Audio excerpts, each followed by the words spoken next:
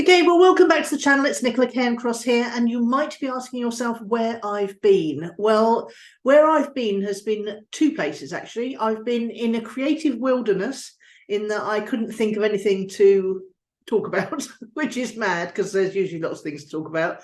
But I've been highly focused on another project, well, two other projects actually.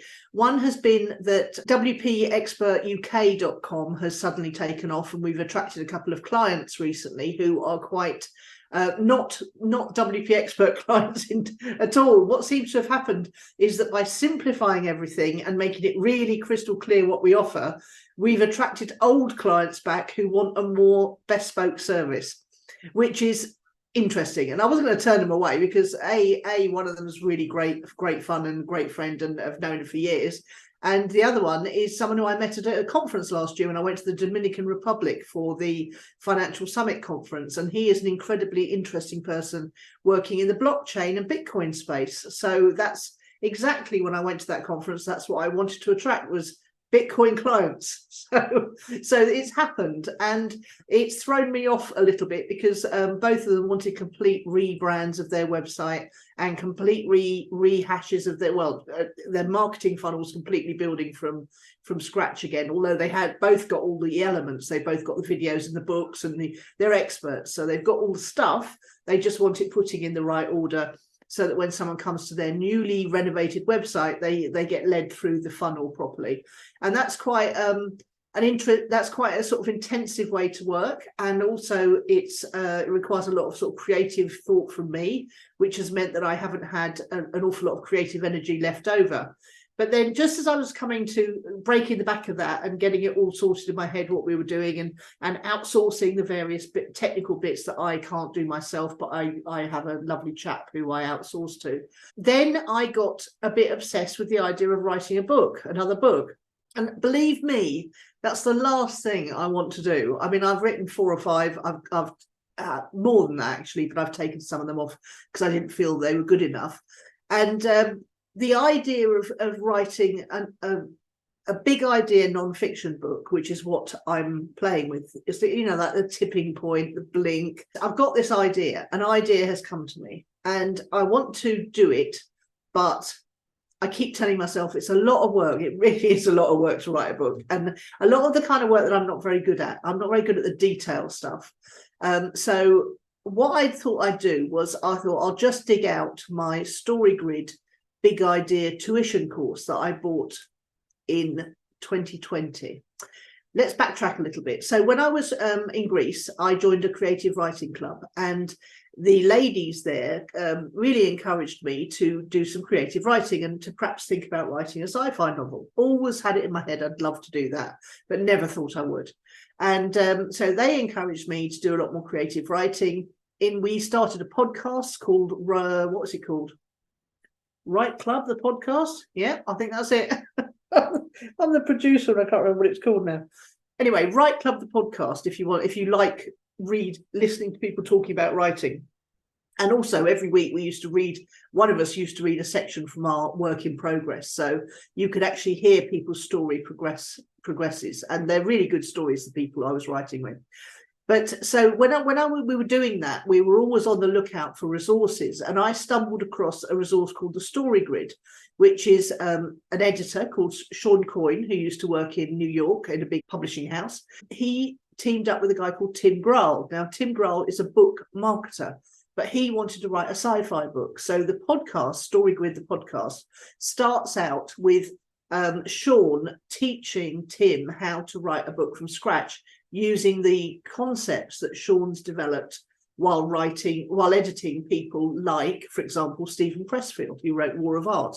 In fact, they've got a publishing company together. They've got Black Irish Publishing, and they publish Stephen's stuff through that. And then Sean started his own publishing company called StoryGrid Publishing with Tim Grahl, once he worked through the whole process of helping Tim write his first sci-fi book. So lots of great stories in this story. And the thing was, I started listening to the podcast, about 150 episodes, and I was listening to it when I was in Greece, and I was on my own, and I was getting over Steve dying, and you need to keep your brain occupied when you're going through that process. So it was really, really helpful. And I really got to know their voices and their personalities and everything. So I went and joined the StoryGrid community just because I wanted to be around that. And I thought it might support me and encourage me in writing my book. Got about halfway through the sci-fi book before I decided it was so rubbish I had to give up. Might come back to it later one day. So then when they announced in 2020 they were releasing this, the Big Idea tuition course, and nobody could go. I think the Americans could still travel, but the Brits certainly couldn't. So I couldn't go to it in person, although I was tempted, but I couldn't because we weren't allowed to leave the country. So I bought the recordings of it, and I knew that it would be great. I knew it would be great. And then when I started to watch the recordings, I saw people like Darren Rouse from ProBlogger in the room. So, people of that caliber were going to that. Then I realized how good it was going to be.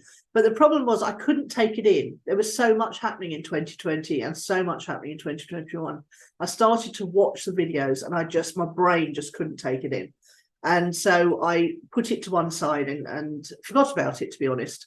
And then when this idea for this new book started coming, I thought a good way to put off doing anything about it would because that's what happens to me. I get this idea and they go, bzzz, and Steve used to absolutely make a complete joke about it, and my daughter's the same. Once she gets an idea in her head, and my son to some extent, once they get an idea in their heads, can't be put down, can't be forgotten about, has to be pursued. I'm the worst for it. So that we know where they got it from, don't we? So I kept trying to push this idea away because I really don't want to write another book. I really don't. I just don't want to do it. It's too much work and I don't need to. And what if I write, the thought, here's the limiting belief, right? What if I go to all that trouble and work and I really put my heart and soul into it, like I did the first one, The Money Gym, and it doesn't sell an awful lot? Now, I know why The Money Gym didn't sell an awful lot. It didn't sell an awful lot because The Money Gym name, domain name, website, book, all shadow banned. So it sits there on Amazon, but it doesn't really do anything. It never gets shown in the you might also like section. Although some of my other books do. I know that because people come to the website and tell me. But The Money Gym, no, shadow banned. And we didn't know that was a thing back in 2006, whenever the website started losing all its traffic. And they told me I couldn't use the domain name on the email address and all that stuff on Facebook and things like that. So I couldn't ever advertise it.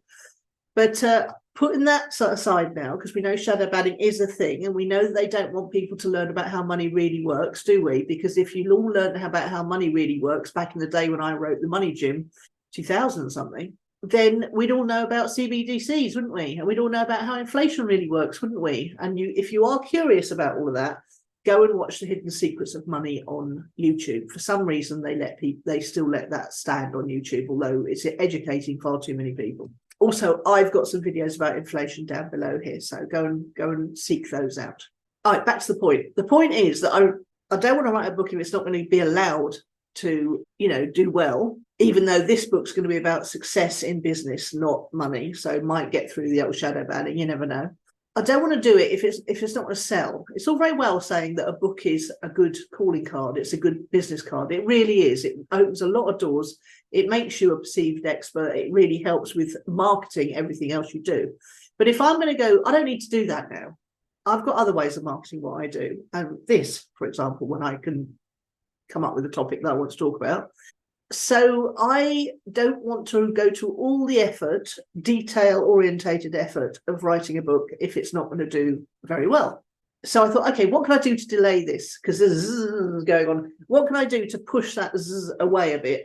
Prevaricate on purpose, if you like. So I thought I'll go and watch all the StoryGrid videos. I'll watch that training course I bought. And it popped into my head that I had it. And I thought, it's a good way to stop myself doing anything.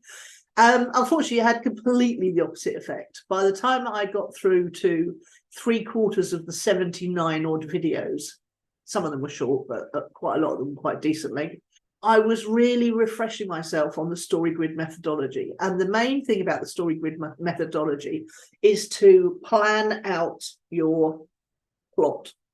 You have a thing called an internal story and an external story when you write a book. Most books have got this, And there's like a particular genre of books. I've mentioned this in the previous video I just did about how to write a book quickly and easily.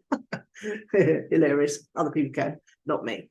In each genre, it has particular internal story arcs and external story arc. And it also has particular conventions. So if you're going to read a love story, for example, there are certain things that need to be in the book or you'll feel cheated. It won't feel like a proper love story to you. And same with action adventure story, the same with a detective, the same with sci-fi, the same with a horror. Each genre has its own conventions. And if you listen to our Write Club the podcast, you'll get to learn those things gradually over time, because we talk about them a lot. And so I started there's a thing called the story grid. Let me show you. Here we go. This is a foolscap global story grid for fiction. And this comes with the book Story Grid. So I'm not giving you anything away that I shouldn't be. And basically it tells you the first few things you need to know about your book. And then it talks about Act 1, Act 2, Act 3, because the 3-act structure is the normal thing for books. And it talks about the 5 conventions, the 5 commandments of storytelling is what Sean calls it. And then this is the external and internal story arc. Is it going from positive to negative, etc., etc. So there's lots of little handy sort of structural things that they give you in the story grid that I really like. My life changed when I found mind mapping. And I found it a brilliant way for a visual person to organise information. And it's even better. I actually do it on paper a lot because I find that getting away from the computer makes me more creative.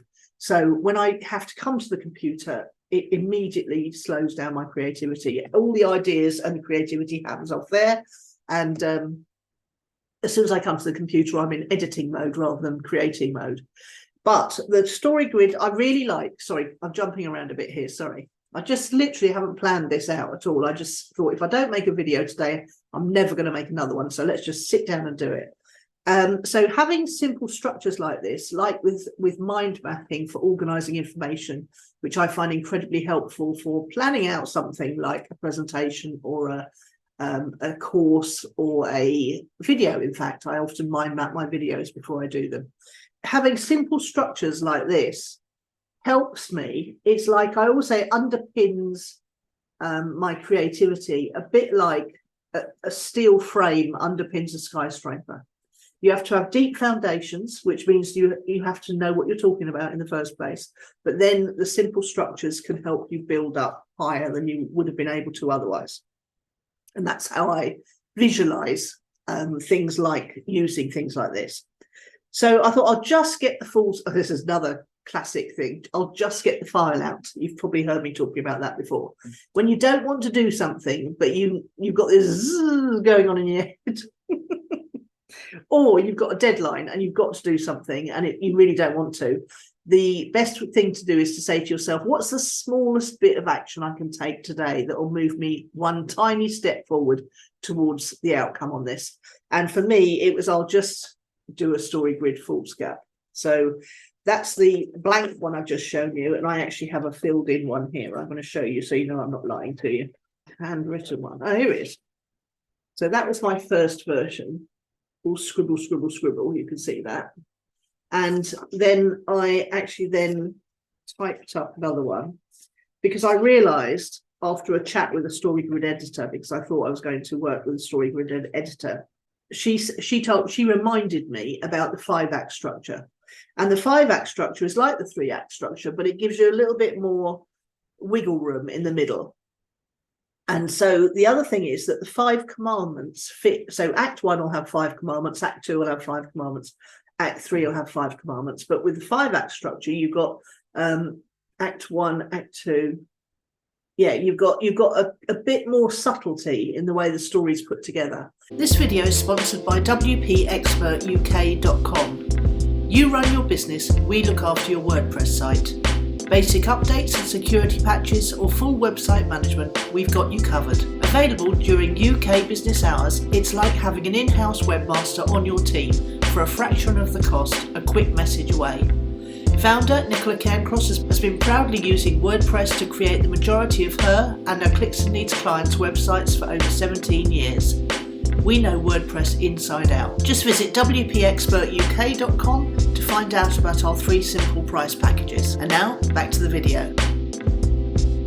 And the thing about this is not that it makes you less creative by using the structure, it makes it more creative, because you're following the conventions of your genre, you're writing in a way that's more satisfying for the reader, and whether that's fiction or non-fiction, it doesn't make any difference. Both should be done like this. And all the best writers seem to have an innate sense of how the 3-act structure or the 5-act structure works. Often the 5-act structure is used in films and screenplays for television more than writing, but it does seem to give you more opportunity for nuance and subtlety in the middle. And I was finding it quite hard to cram my ideas into the 3-act structure, but as soon as I do the 5-act structure, it all came together better. So what I've done was I know that I wanted to tell my story as an entrepreneur, from being a clueless, failing entrepreneur up until when I was 38, to when things started to change quite dramatically and I became more successful. Then I lost everything. Then I became more successful. Then something happened. And then I've become successful in my own terms now. So, and that's the, what's the word they call it? The unexpected but entirely predictable ending. So you don't want to give people an ending they're expecting. You want to give people an ending that is satisfying to them, but you want to give them an ending that is unpredictable, but seems logical in retrospect. So that's my story. And the other thing I wanted to do was I wanted to give people the little known laws of success that I have discovered. Because when you search how to be successful in business, the amount of old rubbish that comes up that is absolutely irrelevant to successful business people, and irrelevant to my successes, and irrelevant to the successes of people I've seen around me. So what I wanted to do was share the lessons I've learned, the real lessons I've learned, and from either going through it myself or from observing many of the successful people I hang out with now.